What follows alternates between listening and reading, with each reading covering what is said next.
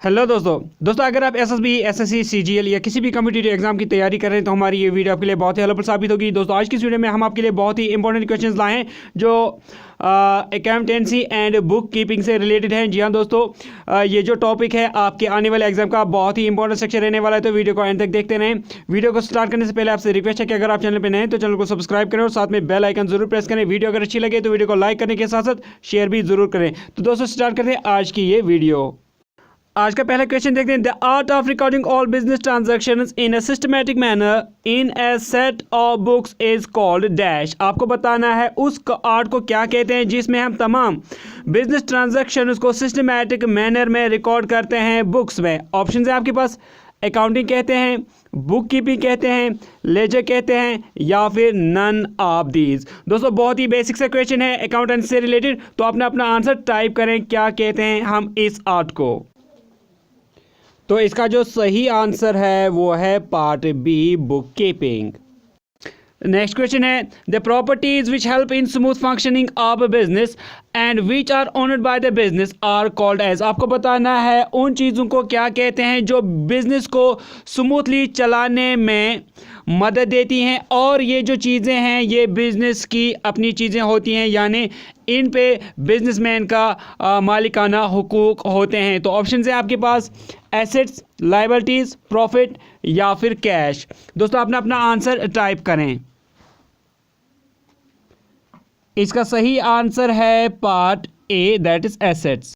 Next question है which of these best explains fixed assets. आपको बताएं इनमें से कौन सी ऑप्शन है जो फिक्स्ड एसेट्स को सही से डिफाइन करती है, एक्सप्लेन करती है। ऑप्शंस हैं fixed assets are bought to be used in a business, fixed assets are expensive items bought for the business, fixed assets are items which will not wear out quickly, or fixed assets are of long life and are not purchased especially for resale। तो आपको बताना है चारों options में से कौन C option fixed asset को सही से डिफाइन करती है। तो आपने अपना ऑप्शन लिखें। तो इसका जो सही आंसर है वो है part D, that is fixed assets are of long life and are not purchase specially for resale. तो फिक्स्ड एसेट्स क्या होते हैं? ये वो एसेट्स होते हैं जो लॉन्ग पीरियड ऑफ टाइम के लिए लाई जाती हैं, इस्तेमाल की जाती हैं, और इनको इस घर से नहीं लाया जाता है कि इनको लाने के बाद, खरीदने के बाद दोबारा से बेचा जाए। नेक्स्ट इंपॉर्टेंट क्वेश्चन है, अच्छे से याद रखिएगा। The process of recording, classifying and summarising all business transactions in order to know the financial result is called as. आपको बताना है उस प्रोसेस को क्या कहते हैं जिसमें हम बिजनेस ट्रांजैक्शन की रिकॉर्डिंग करते हैं, उनकी क्लासिफाइंग करते हैं, उनकी समराइजिंग करते हैं, ताकि हम किसी पर्टिकुलर पीरियड पे बिजनेस का फाइनेंशियल रिजल्ट जो है वो जान सके। तो ऑप्शन है आपके पास बुक कीपिंग, अकाउंटिंग, जर्नलाइजिंग या फिर नन ऑफ दीज। दोस्तों अपना अपना आंसर टाइप करें। इसका सही आंसर है part B, that is accounting.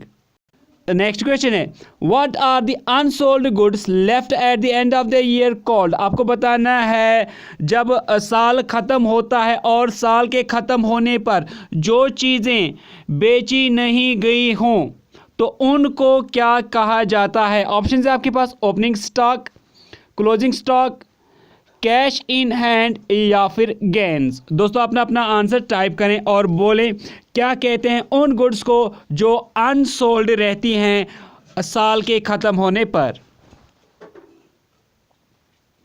इसका सही आंसर है पार्ट बी, क्लोजिंग स्टॉक।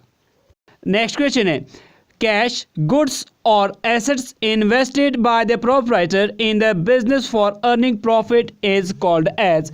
आपको बताना है कैश या कोई चीज़ें यानी गुड्स या एसेट्स जो एक प्रोप्राइटर, एक मालिक, एक इंसान इन्वेस्ट करता है बिजनेस में ताकि वो उनसे प्रॉफिट कमा सके, तो उन जो कैश गुड्स या एसेट्स हैं उसको क्या कहा जाएगा। ऑप्शन है आपके पास प्रॉफिट, कैपिटल, फिक्स्ड एसेट या फिर none of these.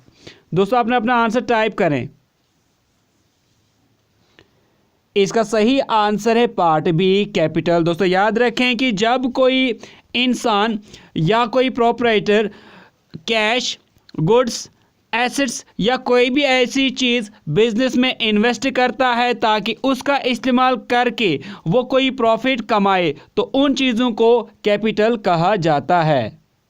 Next question, the person, firm or institution who does not pay the price in cash for goods purchased or for the services received is called। आपको बताना है कोई ऐसा शख्स या firm या कोई इंस्टीट्यूशन जो चीज़ें खरीदता है लेकिन उसी टाइम वो पैसे नहीं देता है, पेमेंट नहीं करता है जो वो चीज़ें खरीदता है, तो उसको क्या कहते हैं? उस फर्म, उस इंसान, उस इंस्टीट्यूशन को क्या कहा जाएगा? ऑप्शन है आपके पास क्रेडिटर, प्रोपराइटर, डेटर या फिर नन ऑफ दीज। दोस्तों अपना अपना आंसर टाइप करें।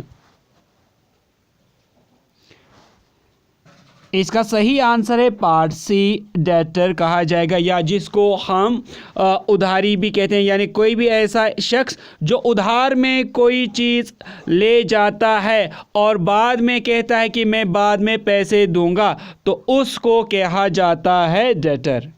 नेक्स्ट क्वेश्चन है, अकाउंटिंग फर्निशेस डेटा ऑन। आपको बताना है अकाउंटिंग जो है ये हमें किस तरह का डेटा प्रोवाइड करती है।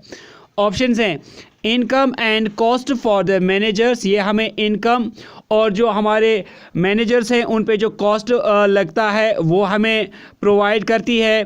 Financial condition of the institution, यानी अकाउंटिंग हमें फाइनेंशियल हालत शो करती है एक इंस्टीट्यूशन की। या फिर companies tax liabilities for a particular year, ये हमें दिखाती है कि कंपनी की कितनी टैक्स लाइबिलिटी है किसी खास साल के लिए। या फिर ऑल ऑफ द अबव। तो आपको बताना है अकाउंटिंग हमें कौन कौन सी चीज़ इनमें से प्रोवाइड करती है। शाबाश दोस्तों, अपना अपना आंसर टाइप करें। कौन कौन सी चीज़, कौन कौन सी जो चीज़ें हैं अकाउंटिंग हमें शो करेगी इनमें से। इसका सही आंसर है part D, that is all of these, यानी ये सारी चीज़ें हमें अकाउंटिंग से पता चलती हैं। नेक्स्ट क्वेश्चन है, long term assets having no physical existence but possessing a value और कॉल्ड। आपको बताना है वो एसेट्स जो लॉन्ग टर्म की होती हैं लेकिन जिनकी कोई फिजिकल एग्जिस्टेंस नहीं होती, यानी जिनकी कोई शक्ल या सूरत नहीं होती है, ना उनको देखा जा सकता है ना छुआ जा सकता है, लेकिन उनकी एक वैल्यू होती है, तो उन एसेट्स को क्या कहा जाता है? Options intangible assets, fixed assets, current assets या फिर इन्वेस्टमेंट्स। दोस्तों अपना अपना आंसर टाइप करें। इसका सही आंसर है पार्ट ए, इंटेंजिबल एसेट्स की कोई फिजिकल एग्जिस्टेंस नहीं होती है और ये लॉन्ग टर्म एसेट्स होती हैं जिनकी वैल्यू होती है। Next question, the assets that can be easily converted into cash within short period that is 1 year or less are known as। आपको बताना है उन एसेट्स को क्या कहा जाता है जिनको हम शॉर्ट पीरियड में इजीली कन्वर्ट कर सकते हैं कैश में, तो उनको क्या कहा जाता है? ऑप्शन है आपके पास current assets, fixed assets, intangible assets या फिर इन्वेस्टमेंट्स। दोस्तों अपना अपना आंसर टाइप करें।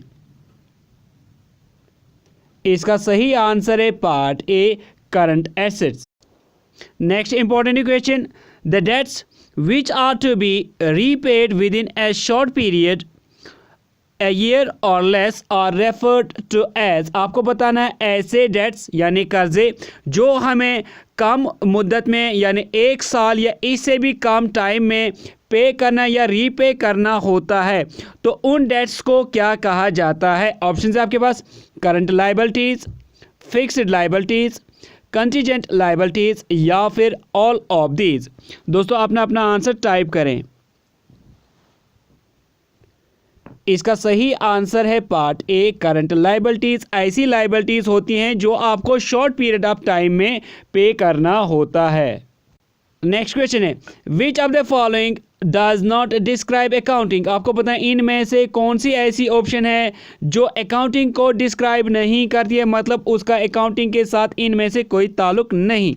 ऑप्शन हैं आपके पास language of business, useful for decision making, is an end rather than an a meaning to an end, financial accounting and accounting system. तो बताइए कौन सी ऐसी ऑप्शन है जिसका अकाउंटिंग के साथ कोई ताल्लुक नहीं इनमें से। शाबाश दोस्तों, आपने अपना आंसर टाइप करें। इसका सही आंसर है part C, is an end rather than a mean to an end. इस ऑप्शन का अकाउंटिंग के साथ कोई ताल्लुक नहीं। बाकी ये तीनों जो हैं, यानी पहली वाली option language of business, accounting language of business, ये सही है। यूजफुल फॉर मेकिंग डिसीजन, जी हाँ, अकाउंटिंग हमें डिसीजन मेकिंग में जो बिजनेस से रिलेटेड होते हैं उनमें यूजफुल साबित होती है। Financial accounting and accounting system, जी हाँ बिल्कुल, इसका ताल्लुक अकाउंटिंग के साथ है। नेक्स्ट क्वेश्चन है, which of the following user groups required the most detailed financial information. आपको बताना इनमें से कौन सा ऐसा ग्रुप है जिसको फाइनेंशियल अकाउंटिंग की जो डिटेल्ड इंफॉर्मेशन है वो ज़रूरी होती है।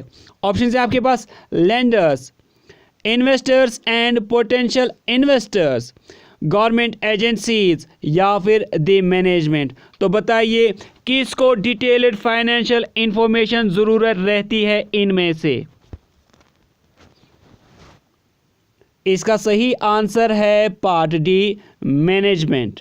दोस्तों याद रखें कि जब हम मैनेजमेंट की बात करते हैं, क्योंकि मैनेजमेंट जो सारे डिसीजन लेती है बिजनेस से रिलेटेड, तो उनको डिटेल्ड फाइनेंशियल इंफॉर्मेशन ज़रूरत रहती है ताकि वो वक्त वक्त पर अपनी बिजनेस से रिलेटेड जो डिसीजंस हैं वो ले सकें। तो इसीलिए इनको डिटेल्ड इंफॉर्मेशन चाहिए होती है। Next question, the document certifying the purchase और सेल ऑफ गुड और ए मॉनेटरी ट्रांजैक्शन इज कॉल्ड। आपको बताना है उस डॉक्यूमेंट को क्या कहा जाता है जो सर्टिफाई करता है, जो शो करता है कोई परचेज हुई है, कोई सेल हुई है या कोई मॉनेटरी ट्रांजैक्शन हुई है। ऑप्शंस हैं पेमेंट, वाउचर, कैश बुक या फिर लेजर। दोस्तों अपना अपना आंसर टाइप करें, क्या कहते हैं उस डॉक्यूमेंट को। इसका सही आंसर है पार्ट बी, वाउचर। एक ऐसा डॉक्यूमेंट होता है जो शो करता है, जो सर्टिफाई करता है कोई खरीद हुई है या कोई सेल हुई है या कोई मॉनेटरी ट्रांजैक्शन हुई है। Next question, the thing which is purchase and sold in the business is called. आपको बताना है कोई भी ऐसी चीज़ जो खरीदी गई हो और बेची गई हो बिजनेस में, तो उसको क्या कहा जाएगा। ऑप्शंस हैं रिकैंसिलेशन, रीसेल, गुड्स या फिर बायर। दोस्तों अपना अपना आंसर टाइप करें, क्या कहेंगे हम उस चीज़ को। इसका सही आंसर है पार्ट से गुड्स। तो जब भी कोई चीज़ खरीदी जाती है, बेची जाती है बिजनेस में, तो उनको गुड्स कहा जाता है। तो दोस्तों ये थे कुछ इंपॉर्टेंट क्वेश्चन बेसिक अकाउंटिंग से रिलेटेड पार्ट 1 वीडियो के। इसके बाद मॉडरेट लेवल और उसके बाद फिर हाई लेवल के क्वेश्चंस आएंगे अकाउंटेंसी या बुक कीपिंग से रिलेटेड। तो उम्मीद करता हूं कि आपको वीडियो अच्छी लगी होगी। वीडियो अच्छी लगी तो वीडियो को लाइक करने के साथ साथ शेयर ज़रूर करें, और अगर आपने अभी तक भी चैनल को सब्सक्राइब नहीं किया तो डेली वीडियोज़ और अपडेट्स के लिए चैनल को सब्सक्राइब करें और साथ में बेल आइकन भी ज़रूर प्रेस करें। तो दोस्तों मिलते हैं कल एक नई वीडियो में, तब तक के लिए टेक केयर।